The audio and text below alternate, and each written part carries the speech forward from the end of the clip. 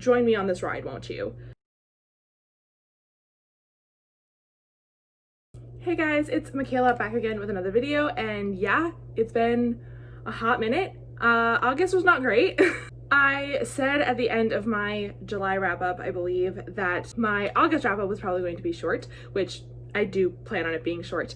But I thought that was mostly going to be due to the fact that in July, I did get a Nintendo Switch. And yes, it is extremely true that the vast majority of my free time for the past month has been just absolutely losing myself in Breath of the Wild. Fair and true. But this month has just been particularly hard for me, like mental health wise. I've been very scattered and unfocused and extremely stressed. If you don't know, I work for a university, which means that the past few weeks have been the start of our fall term, which fall term is the busiest time of the year. So I have been very, very busy, very stressed out, and not doing so great. On top of that, a couple weeks ago, I had to put down my childhood cat, my baby girl named Monster, who I love very, very much. She's 14, I think. She's very old, and just not, she wasn't doing so well herself, having a hard time walking, getting dehydrated, crying a lot at nothing. So we put her down, and that was really hard. So that was my last month. So I didn't read a ton. These are the 6 books that I managed to read in August. Like I said, wasn't a lot, but it was what I could do. So I'm gonna talk about them. I don't want to spend too long, mostly because it's 1,000 degrees in here and I am sitting in front of an open window and it's very hot. The first book that I read in August, I'm actually barely gonna talk about it all because I did an entire review for it. It is a book called Leave the World Behind by Ramon Alam. This is an ARC that I got from my local independent bookstore, and as you can see, I had quite a lot of things to say about it. I don't like super want to get into it here. I just didn't like this. It was extremely boring, and basically it is a book without a plot. For some reason it is being given a Netflix adaptation, which I honestly am dying to see because I want to know what exactly they're going to be adapting, because nothing happens. I gave this 2 stars. The next book I read, I actually got as a recommendation from another booktuber. It is a booktuber named Paperback Dreams. I believe her name is Kat. This is apparently Kat's favorite book. She has talked about it quite a bit on her channel, so I was very eager to pick it up, and well, let's talk about it. The book is Radio Silence by Alice Oseman, and it is a story of a young woman named Frances Janvier, or Janvier, I can't remember how it's pronounced, who is an English student in England. Super smart. She is incredibly intelligent and she's like the head girl of her school, and you know, is vying to get into Cambridge, just like super smart and super driven. But in her little spare time, she makes fan art for this podcast called EUDORA, which from the sounds of things is like in the vein and like spirit of Welcome to Night Vale. In fact, Welcome to Night Vale is referenced in here. But she ends up befriending this guy named Aled, yes, who turns out to be the mysterious, nameless creator of the show University. And this book was not bad. It was just very dramatic in ways that it didn't have to be. Like, every single stake in this book was like yanked up to 10 in a way that I just don't know was entirely necessary. It's a YouTube podcast that Aled makes. He posted to YouTube, and this podcast has like a good number of followers. And yes, these followers are very curious as to his identity, the creator's identity, because they don't know who he is or she is. They have no idea. And like, spoiler alert, eventually his identity is revealed because that's how these stories go. But like, the entire school that they go to like loses their collective mind that this guy makes a podcast, and I'm just like, I just don't believe people would care that much. Everyone is like freaking out when they find out who he is, and I'm just like, the dude makes a podcast, get the fuck over it. Like, it's not even that popular. Like, it was moderately popular, like in the circles that it was in. Like, it was a very popular, very much beloved podcast, but it wasn't pulling like My Favorite Murder numbers. So I don't know what the issue was. Like, every single thing that happened that went wrong or went right was just like the peak, most dramatic, biggest, worst thing that could happen. And like, yeah, I get that this is teenagers talking, and like when you're a teenager everything is like blown out of proportion, but like these are like really smart, typically reasonable teenagers, so it felt out of character for them to be so dramatic about everything. I also understand that this story deals a lot with mental illness, particularly Aled has I don't know if it ever actually is said that he has depression, but he very much seems like he has depression. And like, I understand that when you are depressed, you can't always approach things rationally. And I'm not saying that it was unrealistic for him to be irrational about some things, but A, it wasn't just him. It was like basically every character in the book took every situation to the utmost extreme. And B, like, I don't know, I found myself just wanting to tell everybody to calm the fuck down the entire time. This book also traffics pretty heavily in a lot of like high school stereotypes, which I thought were an American phenomenon, but apparently they're not. I should also say, I did not find out until like, I think the second half of the book that this takes place in 2013, which did change things for me because this book, I believe the published date is 2017. I thought this book was taking place 2016, 2017. And when I realized it took place in 2013, like I said, it did change things because internet culture was different in 2013 than it was in 2017, and I like recognize that. But if anything, people would care even less, I feel like, in 2013 if this person was making really successful fan art and this person was making a really successful podcast, because no one would even know these things were happening. Like, I feel like nowadays, if you find out that like your friend is secretly, you know, making fan art for something that like thousands and thousands of people are seeing, I feel like be like, oh, like that's really neat. I feel like in 2013 people would be like, okay, whatever. I don't know. I just feel like no one cares. No one cares what the fuck you do on the internet. As long as you're not a Nazi, no one cares. And that's what, like, this book reminded me, for obvious reasons, of Eliza and Her Monsters, and I Really Like You. What was the name of that book I read? Oh, What I Like About You, which also reminded me of Eliza and Her Monsters, and I talked about that earlier this year. The whole secret internet identity thing. I just feel like YA authors like vastly overestimate how much people give a shit about what their fellow peers do on the internet. Like I said, as long as you're not a Nazi, and as long as you're not a millionaire, no one's gonna care. Everyone's doing some shit on the internet. We were all raised on the internet. Like, none of this is new. Like, I was writing relatively successful fan fiction when I was in high school, and I would have been embarrassed if people found out, sure, but would it have been the end of my high school life? Like, no, people would have moved on the next day. Like, no one would care. So I found it, I don't know, it was just kind of unrealistic. The writing was stellar. Like, I can't praise the writing enough. I loved it. You know, beautiful sentences. I really felt like I was feeling everything that, I mean, this is told from Frances's point of view, but I felt like I could feel what Alan was feeling and what Frances was feeling and what the people in her life were feeling, and I did like that. I did like that there were a good number of characters of color in here, and including Frances, the main character. This wasn't a bad book. I gave it 3 stars. It's not that I didn't enjoy it, it's just that I didn't have that hype for it, you know. Would I recommend it? Maybe. Even though it's a pretty thick book, it was a fast read because the chapters are very short and it flows really well. I just wanted everybody to calm down.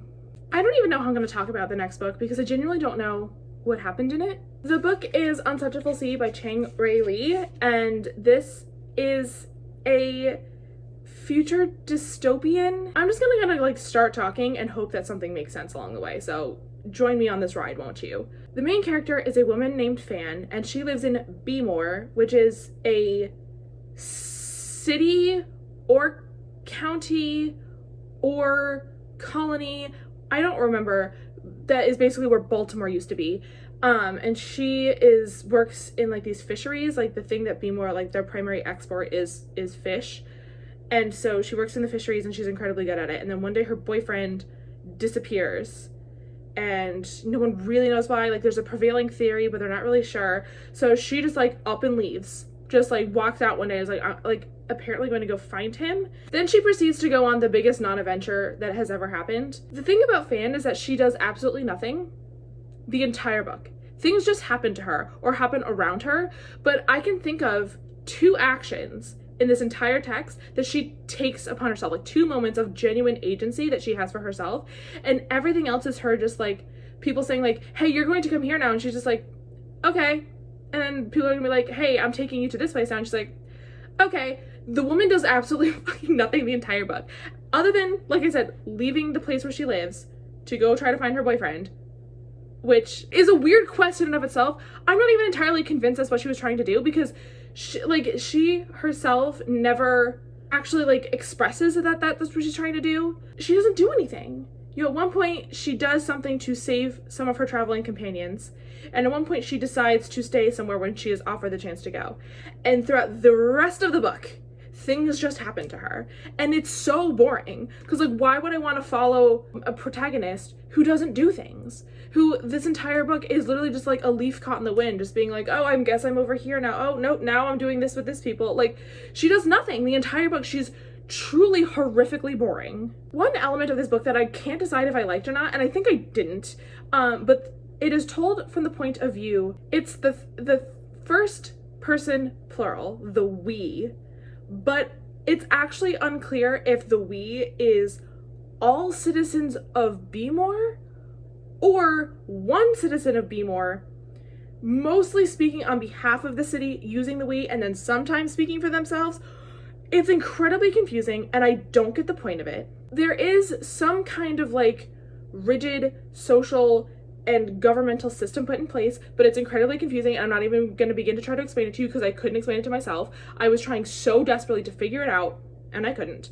This is taking place in some sort of like quasi-post-apocalyptic future. Like, global warming has definitely like ravaged America. The setting of the world is super poorly explained. Like, I don't know when this is taking place. I only know the where because places, there's like a Beemore, and they mentioned like Syracuse. They're driving up to Syracuse. So like, places that are real today are still real in this future. So like, I have that kind of where, but like I said, I don't have a when, and I don't have any sense of like how the world functions. And listen, you can do it. You can do it well to sort of drop your reader into your world and sort of let them figure things out for themselves, to not really hold their hand and explain to them, here's how society functions now. Like, you can do it.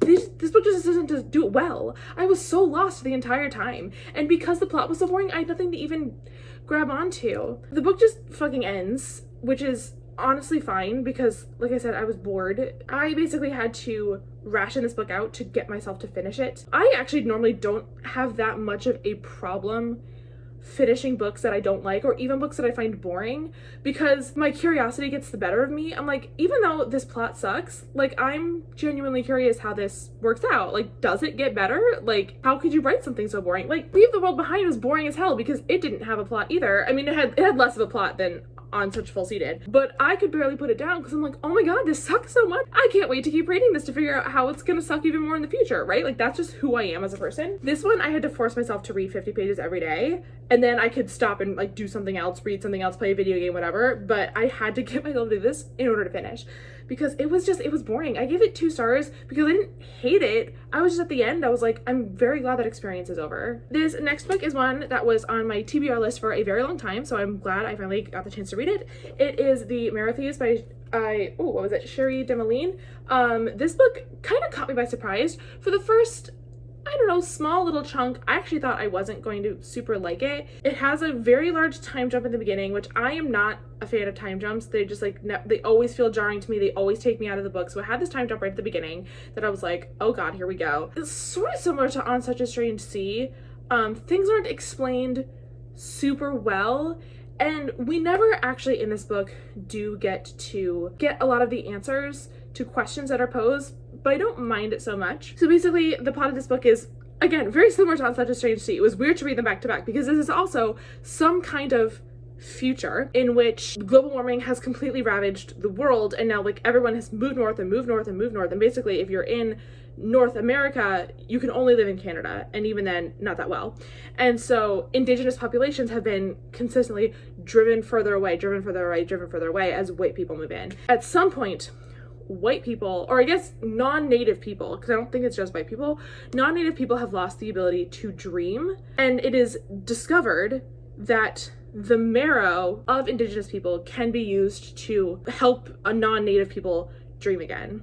Which my first question is, how in the fuck do you find that out? And I think it's like lightly brushed upon, like how that's found out, but I'm like, if right now the bone marrow of, you know, Alaskan natives could cure cancer, would any of us know that? How would we begin to find that out? That's my question. Like, I mean, I guess it's because like native people were still dreaming, but I'm like, who's talking about that? I don't know. It's a whole weird thing. That did not ruin the book for me though, but I just kept asking myself the whole question. I was like, why are they in this situation? So the main character is this boy named Frenchie, or just French? This boy named Frenchie, who is traveling with a group of native people from a bunch of different tribes, and they are basically just trying to survive, just trying to escape the people who want to capture them and take them to a school, but the school basically just means a place where we take your bone marrow for the non-natives to be able to dream again. Really, the focus of the book is not on the climate crisis. It's not really on the marrow thieves. It's not on just their escape. It's about this group of people and like how they have found family in each other. They've all experienced like great trauma in this whole situation and they've managed to find each other. It's how they protect each other, how in general, how these various native tribes that once were like completely separate populations have now been forced to come together to fight this common threat, or at least just try to survive this common threat. And it ends up being just like a really great character book. I think plot-wise, it's okay, but character-wise, truly, really just a lovely read. This is Own Voices, and there's clearly this great love of native cultures and native peoples and native experiences and histories woven all throughout this book that you could just like feel it. You could feel how genuine that love is in this book. Because the plot was only so-so, I did only give it 4 stars instead of 5, but I still recommend it. It's still a truly, really wonderful book, and it's so short. Easily you could read it in a day. I think I read it in 2, like a little bit before bed, 2 nights in a row, but great book. I do like it. The next 2 books are also ARCs that I got from my local bookstore. The first that I read was White Ivy by Susie Yang, and y'all, this book was a ride. The book follows Ivy Lin, who is a Chinese immigrant. It takes place in the early 2000s. The bulk of the story takes place in like 2000, 2001. And it is a story of this woman named Ivy who wants so desperately to just be a part of American culture, but sort of on her own terms. Like, she doesn't want to like just be accepted. She wants to earn it, but at the same time understands that she's never going to really be able to earn it, so she kind of has to steal it. I don't even really know how I would describe the plot of this. There are a lot of like sort of little plots kind of all interspersed throughout this book. In a way, it's very, very well done. Nothing feels out of place or like shoehorned in. There's like kind of this love triangle and kind of this almost like grifting thing happening. Basically, the thing that I love most about this book is that there are, in my opinion, 2 main plot twists in the book. One of them I saw coming from the very beginning in a way that was very satisfying, right? I was very proud of myself for as soon as that element of the plot is introduced, I saw where it was going right away. So I felt very proud of myself for that one. And then the second plot twist, I did not see coming until very, very shortly before the twist happened. And it was one of those things where like you have that idea in your head and you're like, surely this isn't where it's going. And then you like think, oh, I got it. I'm like, no, that can't be right. And then, oh, I got it. And no, that can't be right. And you doubt yourself and and then it happens and you're like, holy shit, they went there. It's such a good and rich plot. All of the characters felt very specific. Like, I believe that Susie Yang had met like all of these people. Yeah, I don't really know how to talk about this book without spoiling it, because this book is filled with spoilers. There's so many things I could say and I don't want to. This book comes out, oh my God, it comes out tomorrow, the 8th. I'm recording this on the 7th, so you probably won't be watching this on the 8th. I highly doubt I will get this out tomorrow. So by the time you're seeing this, this book should be out. I do recommend it. It's a great sort of exploration of race and immigrants in sort of this dominant white culture without beating you over the head with it. That's not what the book is about. It's just what the book is. This one took me by surprise in a lot of different ways, and I highly recommend it. I gave it 5 stars. The last book that I read, like I said, was also an ARC. This book comes out on September 20th. It is The Brilliant Life of EUDORA HONEYSETT by Annie Lyons. This was a really lovely little read. So this is the story of EUDORA HONEYSETT, who is an 86-year-old woman, I believe, who has just had a very rough life. A lot of things have happened to her and around her. She's very old now. I don't know exactly when this takes place, but it's post-Trump, because Trump is mentioned, so it's at least 2016. She's having trouble getting around. I mean, she can still do it. She still walks to the pool, her local pool every day, or almost every day, to swim. So she's still mobile, she can still do things, but her life is at least at some point approaching its end, and she decides that she wants to go through with like a voluntary death, a voluntary euthanasia situation. And so as she is sort of preparing herself for the final months of her life, a little girl moves in next door named Rose Trewidney. She is Welsh, so I don't know if I pronounced that correctly. This is another one that takes place in England, so globe-trotting this month. This character of Rose is like the exact opposite of EUDORA. She is loud and colorful and all over the place and so excited for life and for the world. Like, she's just effervescent. And so the two of them and another one of their neighbors, another older gentleman named, oh god, why can't I remember names? Stanley. Three of them over the course of the summer forged just like very unlikely friendship. And it gives Eudora this chance to rethink her choices, rethink her outlook on life, her outlook on death, on what she wants to leave behind, on the experiences she's had in the past, and what she can forge for herself in the future. I will say there was nothing particularly surprising about this book. Just from that description, you may very well guess how this book ends, and you're probably not wrong. The characters are very lovely. You know, this would make a very great movie. I feel like this is kind of a book written with the intention of getting a movie deal. Some of the writing wasn't super great. There is one thing in particular that actively made me angry, and that was, so the death clinic that Eudora wants to go to end her life is located in Switzerland, and she lives in the UK. So everything kind of has to happen over the phone, and I swear to God, she has a conversation with either sort of her main point of contact or the doctor at this clinic. It is the same exact phone conversations, minimum 4 times. I think it was more than that, but after a while, the conversations blend together because they are almost word for word the exact same conversation. And it's also like a weirdly unprofessional conversation. I don't know almost nothing about like the death industry.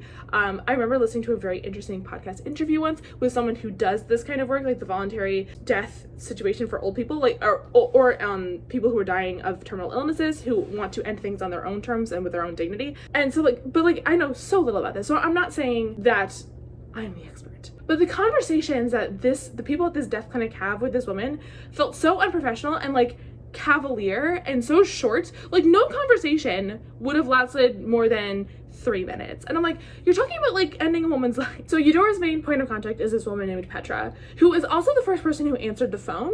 And I'm like, is she not the reception? Like, it's weird, like she doesn't ever get transferred to anybody else except one time, several conversations, and she talks to the doctor. So it's just like the first person she talks is now her contact forever. It seems weird to me, but whatever. So she just talks to Petra, and Petra's like, okay, well, we just want you to take some time to think about this. And Eudora's like, okay, like, fine, but I mean, I have thought about this. Here are all my reasons why I want to do this. They're like, well, we just want to make sure you're not depressed, which, by the way, she is. But she's like, well, I'm not depressed. I just want to do this. And they're like, okay, well, you just have to think about it. And they have this same conversation over and over and over again, and it never lasts long. And I'm like, if you want to make sure she's not depressed, have her contact a therapist. Like, how hard is it? Like, aren't there steps to this thing? It's not just a series of phone conversations and then you show up in Switzerland one day and they kill you. Like, I don't think that's how that works. There was no evidence to me that Annie Lyons had done like any research into this beyond a Google search, and I don't, that might not be true, but it felt like this is what a person's idea of this voluntary death situation would be. So that just really annoyed me, mostly because of the bad writing. Don't write the same conversation 4 or 5 times. Don't do that. If nothing new is being said in a conversation, don't write the conversation. It doesn't need to happen. If you're gonna have a conversation, have it be something new. Like the voluntary death portion of Eudora's plotline never progresses until she makes a decision, right? Like nothing happens the entire book. The rest of the book is great. Her relationships with the people with Rose and Stanley and like Rose's parents and like the people in her neighborhood, like that's all great.